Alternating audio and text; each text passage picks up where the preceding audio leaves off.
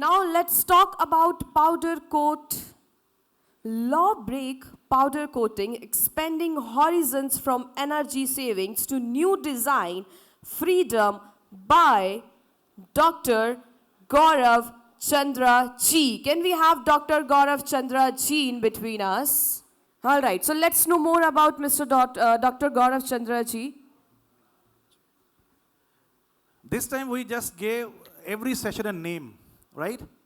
And why? Screen on.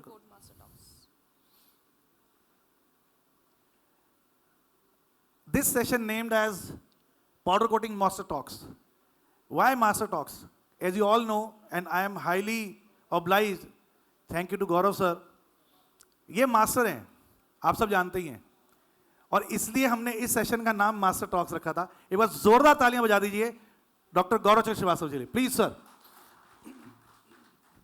So let's know more about Dr. Gaurav Chandra Srivastava ji. He earned his PhD in chemical synthesis from the Indian Institute of Technology, focusing on controller radical polymerization. He has amazed over 18 years of experience in the paints, coating and ink industry, contributing his expertise in physical chemistry, surface chemistry, chemical reactions and reaction mechanism. His role involves developing new formulations, raw materials and synthesis development. Dr. Gaurav has a rich portfolio of patents and research papers, and as an author of comprehensive technical article aimed at enhancing knowledge and awareness. In the past, Dr. Gaurav has been associated with several re-owned companies. Currently, he holds the position of TSD Manager, PCR India,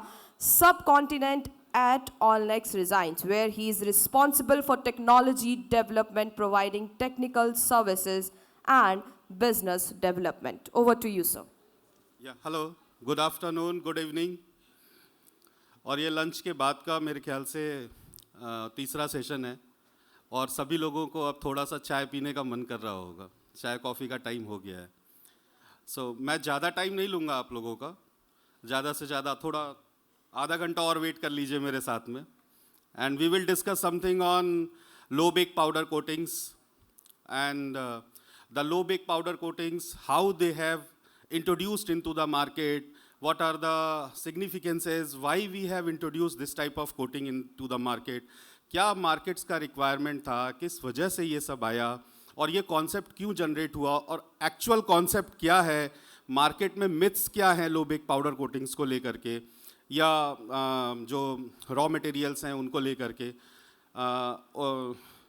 When we are discussing on this topic actually with Manish ji and Paint Vision team, so for powder coating there are a lot of topics, but we feel that this is one of the kind of powder coating which is gaining traction into the market. So this coating is for, or this technology is there in the market for past 10 years, but now in recent years, close to 2 to 3 years, we have seen that the demand from the application side has risen up like anything. So I believe this is the right time to indulge ourselves into a new technology. Rather, I would say to upgrade ourselves for some new technological advancements in this segment. So this is the agenda. And we will discuss something in a one slide, in a very nutshell, what is the powder coating. Then followed by low bake powder coatings, what are the challenges and how we have solved that. The second one, the third, we will discuss on the innovation in resin chemistry, by which we have moved to the actual low bake powder coatings. Then we will discuss something on the product portfolio, the resin grades that are available from Allnex in this segment. Then there are certain grades, their evaluation and their data for your understanding. So this is Allnex global footprint. I am representing Allnex Resins. Allnex Resin is one of the leading manufacturers of all kinds of resins, coating resins that has been used as well as additives. And we can say that this is in top 3 if we discuss on the industrial resin segment. If you see the strength of Allnex resin is present worldwide, globally. We have close to 34 manufacturing sites with 23 R&D centers, and we do have also 6 joint ventures all across. So there is a saying in the industrial resin segment that the development and the sun never sets in Allnex.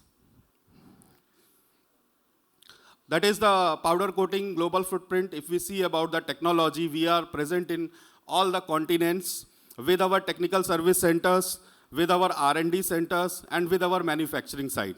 So if you see, we are there in US, taking care of US and the South America and the Canada market. Then we are taking care of European market from our Italy plant, R&D centers. And from that, we also cover Africa from European center. Then in India, we do have our technical service center and warehouses. We have manufacturing plants in Thailand, Malaysia, in China, South Korea, in Japan as well. So this is a powder coating. What is the powder coating? Can I have a mic, portable mic?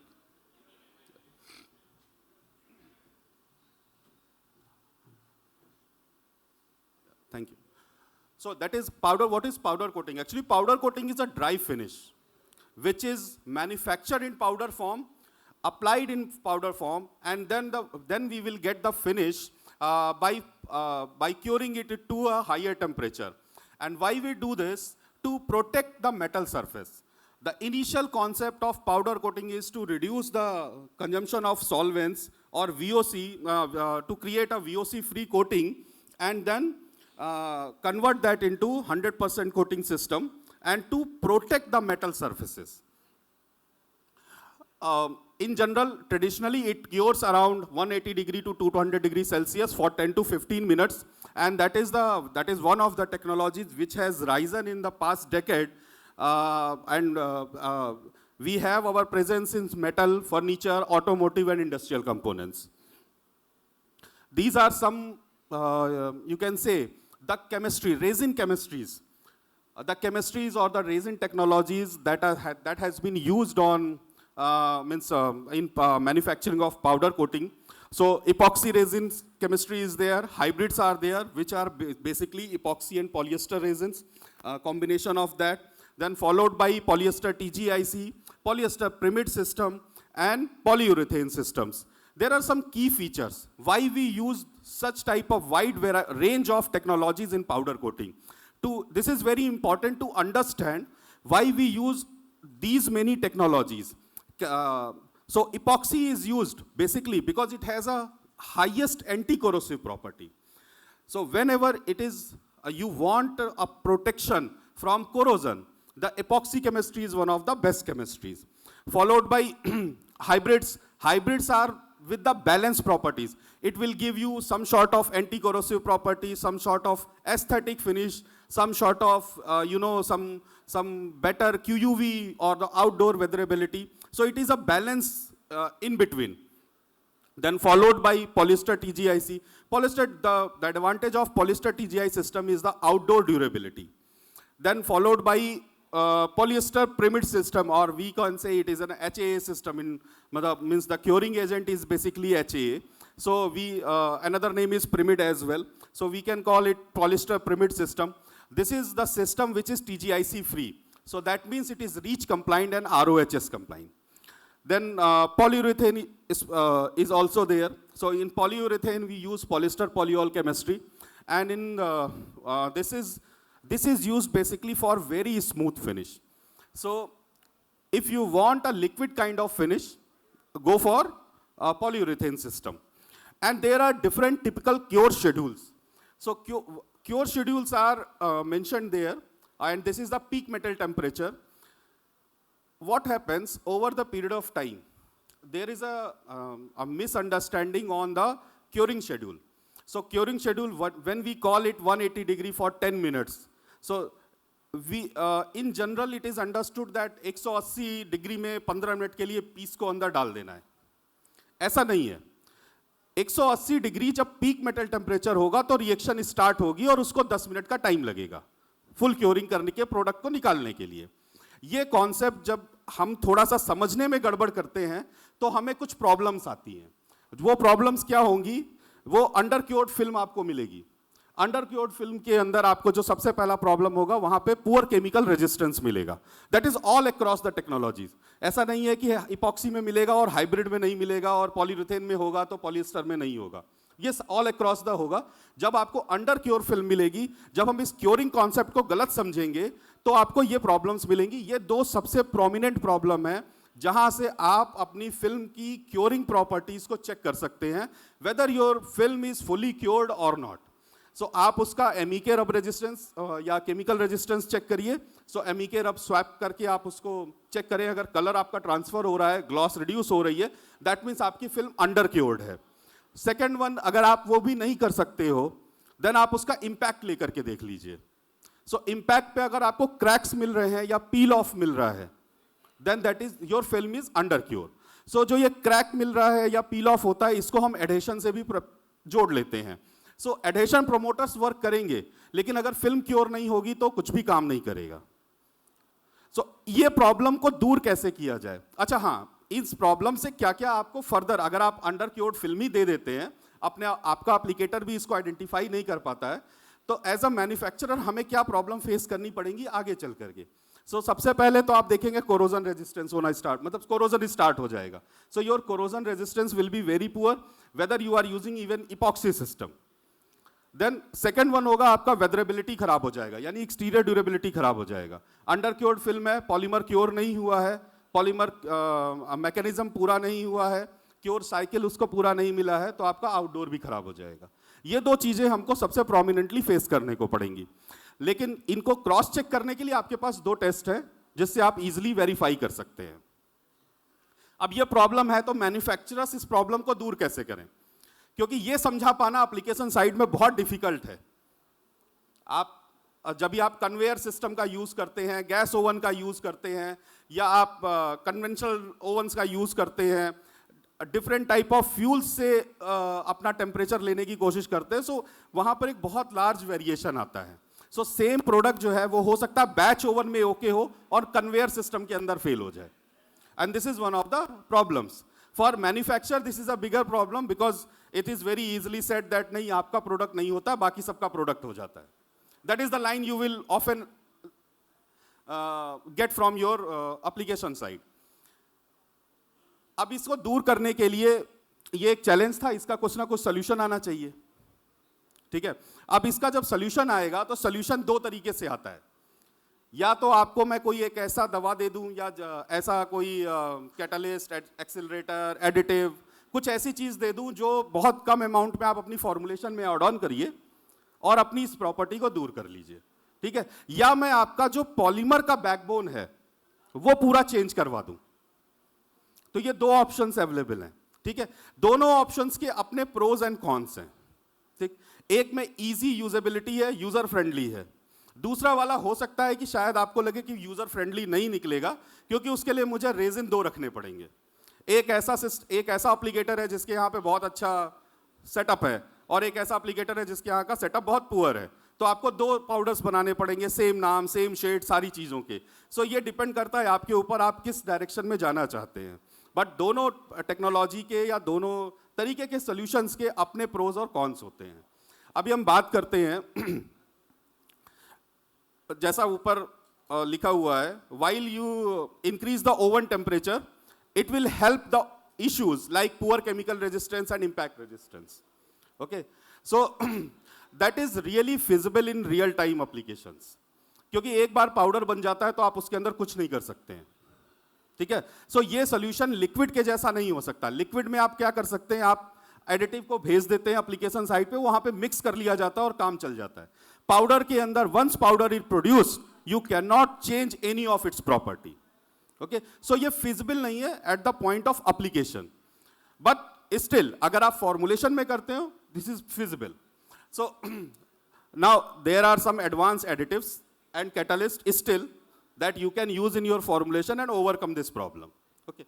So अगर अब इसकी बात करें तो इसके अंदर chemistry wise बात करनी पड़ेगी, क्योंकि एक एडिटिव सारी जगहों पे हो सकता है काम करे, हो सकता है नहीं काम करे. सो जिस समय एडिटिव या जो कैटलिस्ट है उनका इन्वेंशन हुआ था, उस समय ये मालूम नहीं था कि वो किस केमिस्ट्री में काम करेंगे और किस में नहीं करेंगे. But nowadays we know कि हमारा किस केमिस्ट्री का हम कौन सा प्रोडक्ट लेंगे और किस सिस्टम में डालेंगे तो वो काम कर जाएगा. Now this is for epoxy system, hybrid system. So epoxy हो, हाइब्रिड हो, इन दोनों में सेम केमिस्ट्री काम करती है, because epoxy is present as a component in the coating. So जो रिप्रेजेंटेटिव क्लास है कैटलिस्ट का, I am not taking any grade names because मेरे बहुत सारे दोस्त हैं, कोई अच्छा मानेगा और कोई उसका बुरा भी मान सकता है, तो मैं ग्रेड नेम्स नहीं लूंगा. सभी लोगों को खुश रहना बहुत जरूरी है, और सारे एडिटिव वाले दोस्त हैं हमारे, वो कल सैंपल नहीं भेजेंगे तो लैब में काम नहीं हो पाएगा, है ना. सो हाइब्रिड केमिस्ट्री के अंदर अगर आप देखें तो imidazoles and amine carboxylates, these are the products which you can use. And इनका मैकेनिज्म कैसा है, दीज आर द मैकेनिज्म, वो इपॉक्सी रिंग ओपनिंग करते हैं और रिएक्शन वहां पर स्टार्ट करते हैं. सो इपॉक्सी की जब रिंग ओपनिंग हो जाएगी तो कहीं पे भी किसी भी फॉर्मुलेशन में अगर इपॉक्सी है तो इमाइडाजोल्स या एमाइड कार्बोक्सिलेट्स काम करेंगे वहां पे. इनका जो डोजेज होगा वो somewhere 0.1-0.3% on average for minor, and उसको आप आगे भी बढ़ा सकते हैं डोजेस को एज पर योर रिक्वायरमेंट. होगा क्या कि ये जो लो बेक विंडो है यानी पीएमटी, देखिए स्टार लगा इसीलिए बार बार क्योंकि आप उसको ध्यान से समझिए, दैट इज पीएमटी. सो ये पीएमटी को नीचे लेके आते हैं, मतलब पीक मेटल टेम्परेचर अगर आपका 180 भी है तो भी वहां पर क्योरिंग होगा, 100% क्योरिंग हो जाएगा, 100% क्योरिंग मैकेनिज्म को फॉलो करेगा या पॉलीमराइजेशन को फॉलो करेगा. फास्टाक्योस 165-175 तक भी अगर आपका पीक मेटल टेम्परेचर आता है, 180 का प्रोडक्ट आपने दिया हुआ है तो वो वहां पे फुल क्योर हो जाएगा. ये एडवांटेज है इसका.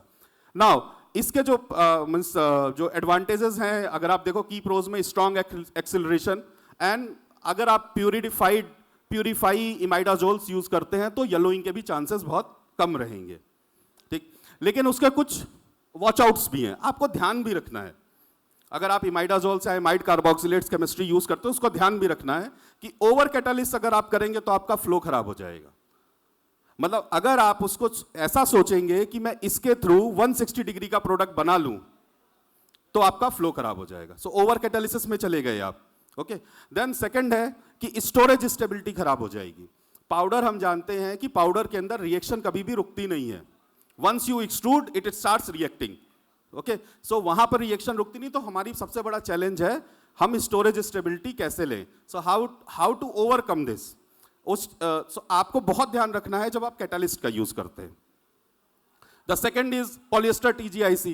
पॉलिएस्टर टीजीआईसी के अंदर भी आप क्या कर सकते हैं, इमाइडाजोल्स का यूज कर सकते हैं. केमिस्ट्री सेम रहेगा क्योंकि उसके अंदर जो टीजीआईसी होता है उसके अंदर भी इपॉक्सी रिंग होता है, एक इपॉक्साइड रिंग होता है, तो वो वहां पर भी फंक्शनल में काम कर जाता है.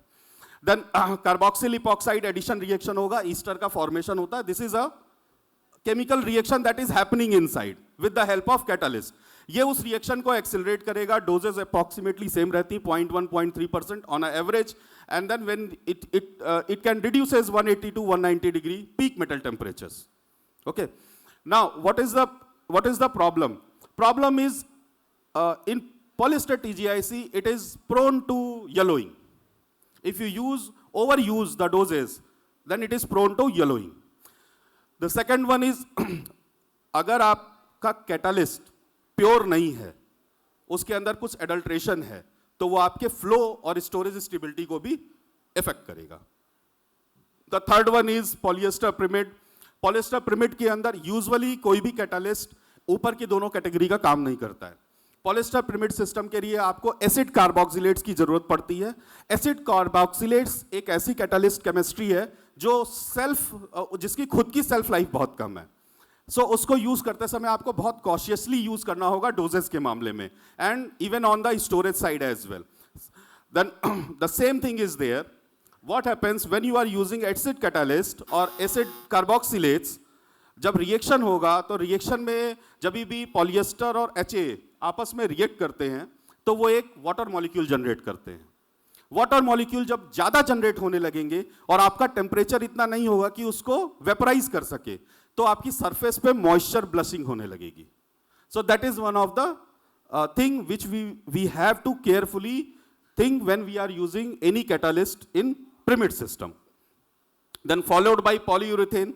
So polyurethane system इंडिया में बहुत कम यूज किया जाता है, बट स्टिल सिग्निफिकेंट चंक है उसका यूजेस का. सो पॉलिएस्टर के अंदर यूजुअली जो लिक्विड में केमिस्ट्री में कैटालिस्ट यूज होते हैं, वही कैटालिस्ट पाउडर केमिस्ट्री में भी यूज होते हैं, because this is the same chemistry. NCO reacts with hydroxyl group, so that is the same chemistry, and the metal carboxylates are generally used. Tin भी use करते हैं हम, बट नाउ रीच कंप्लाइंस की वजह से tin का uses बहुत कम हो गया है. टिन कैटालिस्ट का जनरली हम लोग अब मेटल कार्बोक्सिलेट्स पे चले जाते हैं या मेटल चीलेट्स के ऊपर चले जाते हैं. The problem is the same, that is the moisture sensitivity. वहां पे भी क्या होता है, हाइड्रोक्सिल ग्रुप जब रिलीज करता है तो वहां पर भी आपको ब्लशिंग का चांसेस बढ़ जाता है. सो मॉइस्चर सेंसिटिविटी बहुत ज्यादा है, स्टोरेज स्टेबिलिटी का इश्यू हो जाएगा. Catalyst chemistry, yes it helps, but up to a limited significance. आप उसको बहुत ध्यान से, बहुत समझ करके अगर यूज करेंगे, and if you get master into using catalyst, then this chemistry is very helpful. These products are very helpful to you. Now,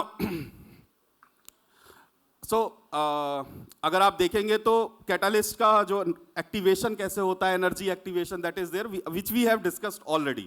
So moving to second one concept, that how to reduce your peak metal temperature with the help of innovation in resin chemistry. क्योंकि यहां पर बहुत सारी limitations हैं, over uses होने का हर समय डर है. आपकी फॉर्मुलेशन में होमोजीनियस डिस्ट्रीब्यूशन का भी बहुत डर है. सो होमोजीनियस डिस्ट्रीब्यूशन नहीं होगा तो कैटालिस्ट किसी पोर्शन में बहुत ज्यादा होगा, किसी पोर्शन में बहुत कम होगा. सो कहीं पर आपका पैटर्न बहुत अच्छा आएगा, कहीं पे पैटर्न खराब हो जाएगा, कहीं ग्लॉस बहुत अच्छी होगी, कहीं खराब हो जाएगी, कहीं फ्लो अच्छा आएगा, कहीं खराब हो जाएगा, इन द सेम बैच. और स्टोरेज स्टेबिलिटी के ऊपर भी सेम चैलेंज रहेगा. सो दूसरा कॉन्सेप्ट क्या है कि हमें एक परमानेंट सोल्यूशन चाहिए. सो परमानेंट सोल्यूशन कैसे है, आप उस कंपोनेंट की तरफ ध्यान दीजिए जो आपकी फॉर्मुलेशन का सबसे बड़ा कंट्रीब्यूटर है. अगर वो आपको टेम्परेचर रिड्यूस करके दे सकता है या क्योरिंग शेड्यूल रिड्यूस करके दे सकता है, तो फिर आपको इस केमिस्ट्री पर जाने का शायद जरूरत नहीं पड़ेगा. ओके, सो यहां से कॉन्सेप्ट शुरू होता है लो बेक पॉलिएस्टर रेजिन्स का. So low bake polyester resins जो हैं, जब हम इनकी बात करेंगे, now we are solving the challenge which we have discussed earlier, poor chemical resistant and poor impact strength with the help of low bake powder coatings. देखिए, जब भी कोई नया कॉन्सेप्ट या किसी नई केमिस्ट्री के डेवलपमेंट या इनोवेशन के लिए हम जाते हैं, तो हमारे पास में कुछ चैलेंजेस होते हैं. उन चैलेंजेस में जब हम आइडेंटिफिकेशन में गए तो हमें 3 सबसे बड़े चैलेंज मिले. सबसे पहला चैलेंज था कि अगर आप अपने रेजिन को इस तरीके का डिजाइन करते हैं, वो लो टेम्परेचर पे क्योर हो जाए देन स्टैंडर्ड टेम्परेचर, तो सबसे पहले उसका एस्थेटिक्स डिस्टर्ब नहीं होना चाहिए. एस्थेटिक्स का मतलब फ्लो खराब नहीं हो, फिनिश खराब नहीं हो और नॉन येलोइंग रहे वो. तो ये सबसे पहला चैलेंज है. सेकंड चैलेंज क्या है, उसका परफॉर्मेंस खराब नहीं होना चाहिए. परफॉर्मेंस के अंदर सॉल्ट स्प्रे होता है, आउटडोर वेदरेबिलिटी हो गई एंड स्टोरेज स्टेबिलिटी है. ये 3 पैरामीटर्स परफॉर्मेंस के हैं. एंड जो सबसे इंपॉर्टेंट होता है, जिसमें सबसे ज्यादा मैन्युफैक्चरर इंटरेस्ट लेते हैं, वो होता है कॉस्ट इकोनॉमिक्स. कि कॉस्ट ऐसा नहीं होना चाहिए आपका जो बाइंडर सिस्टम है, जो सिस्टम में फिट ना बैठता हो. सो इन तीनों चीजों को जब हम बैलेंस आउट करते हैं तो ही हम रेजिन का इनोवेशन कर सकते हैं. रेजिन मार्केट के लिए इनोवेशन के बाद तभी आप आ सकता है जब आप ये तीनों चीजों को बैलेंस आउट कर लें. सो लो बेक केमिस्ट्री एक ऐसी केमिस्ट्री है जो केवल इस प्रॉब्लम को दूर नहीं करती है कि हमारा जो पीक मेटल टेम्परेचर जब कम हो जाता है और वहाँ ये प्रॉब्लम्स आती हैं, बट ये लो बेक पॉलिएस्टर रेजिन्स आपके लिए नए सबस्ट्रेट्स के लिए या नई एप्लीकेशंस के लिए भी रास्ता ओपन करते हैं. और उसके अंदर सबसे इंपॉर्टेंट है, जैसे अगर आप बात करें, आपके पास बहुत सारे ऐसे सबस्ट्रेट्स हैं जो बहुत हीट सेंसिटिव होते हैं. बहुत सारे ऐसे कंपोनेंट्स होंगे जिनमें वेरिएबल थिकनेस होगी. एक जगह पे थिकनेस जो है वो 4 mm की है और कहीं पे थिकनेस जो है 1 mm की है. सेम पाउडर डिफरेंट जगहों पे, या जब आप एनर्जी देंगे तो डिफरेंट पीक मेटल्स आएंगे, वहां पे पीक मेटल टेम्परेचर होगा. सो एक ही पाउडर अप्लाई करना है उस कंपोनेंट के ऊपर और वो उन सब में सेम परफॉर्मेंस देना चाहिए कंपोनेंट के हर पीस, हर जगह के ऊपर. सो ये एक चैलेंज है जो लो बेक पॉलिएस्टर रेजिन्स है जिसे दूर करते हैं. सो एडवांटेजेस क्या हैं? आप अपनी प्रोडक्टिविटी बढ़ा सकते हैं, फास्टर थ्रूपुट मिल सकता है आपको. सेकेंड है energy saving and reduction in carbon footprints. So energy saving कैसी है? आप देखिए, एक एनालिसिस है एनर्जी कंजम्पशन का किलोवाट पर आवर्स का. एक जो ब्लू में चार्ट है वो कन्वेंशनल बेक सिस्टम का है, आप चाहे हाइब्रिड की बात करें या प्योर पॉलिएस्टर की बात करें. And another one is the for the low bake. So आप इसके अंदर देखेंगे तो रफली आपको 40% का एनर्जी सेविंग मिलता है अगर आप लो बेक पॉलिएस्टर रेजिन्स पे शिफ्ट होते हैं तो, या अपनी क्योरिंग शेड्यूल को लो बेक की तरफ लेकर के जाते हैं. देन प्रोडक्शन प्रोसेस में जो प्रोडक्ट बनता है ना, उसकी रोबस्टनेस बढ़ जाती है. जैसा अभी हम लोगों ने इतनी देर से डिस्कस किया कि कहीं पे भी लगा लो, किसी भी पीक मेटल के ऊपर आप एक देते हैं, पीक मेटल वो अचीव होता है, then it will cure and it is having a over bake resistance also. So this is the advantage of when you are changing your backbone. Now this is the low temperature cure powder product portfolio of Allnex. So we are present from wood, general industrial, either it is in hybrid system, either it is in pyramid system, either it is in super durable system, or in plastics, or on architectural durables, and there are so many more other than that also. So we have a broad range of low bake polyester resins to overcome this challenge. Now this is the low bake outdoor pyramid system. The portfolio is for, the resin portfolio is for outdoor low bake, this pyramid system. Because what happens, when you are exporting any product, they require TGIC free system. And they want RoHS compliant powder. So pyramid resins or pyramid powder coating is RoHS compliant. Now there are some significant product grades and their performance, like if you are into architectural coating, then the grade will be Crilcoat 2609-6. It cures at 160 degree for 10 to 12 minutes. If you see the Florida exposure also, so 12-month Florida exposure is very good for this product. So this is an standard durable product. And if you see the TG and the mechanicals as per the architecture, mechanicals are very good. Gloss is 97. So in the pyramid resin system, 97 gloss is very high gloss. Usually we get around 92, 93.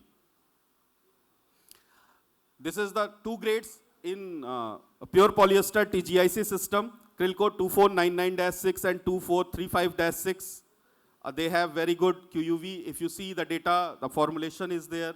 Technical characteristics are there. One of the best products for general industrial, HVAC and ACE market. This is again one of latest innovations for India market. Low bake TGIC polyester resin, that is Crilcoat 2451-6, and this resin can cure at 140 degrees Celsius. So this is the latest advantage, and it also has xenon of 1000 hours. So that is a very good for architectural as well as your standard durable system. Now this is a new matte dry blend system in low temperature cure. So in low temperature, this is one of the challenge. Matte finishes are challenge in low temperature cure or low bakes system. So these are two pairs which will give you around 25 to 40 gloss using in different composition. And this is, in the QUV, you will get more than 300 hours of QUV. So matte is also possible in low temperature cure. So this is all from my side. Thank you very much. If you have any queries or questions related to that, I am here, or you can ask. Thank you. Thank you so much, sir. So now it's a time to sharing you a beautiful memento with you. And for sharing this beautiful memento, I would like to invite Mr. Prashant Bhausar from 20 Microns. Can we have Prashant ji in between us? Prashant ji from 20 Microns.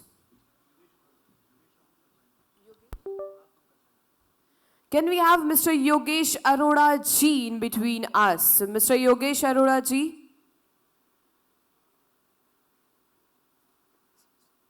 All right, can we have a beautiful memento for our beautiful partners? Thank you so much, sir, for your valuable time, and we are really appreciate your hard work with us, and thank you so much for our participation.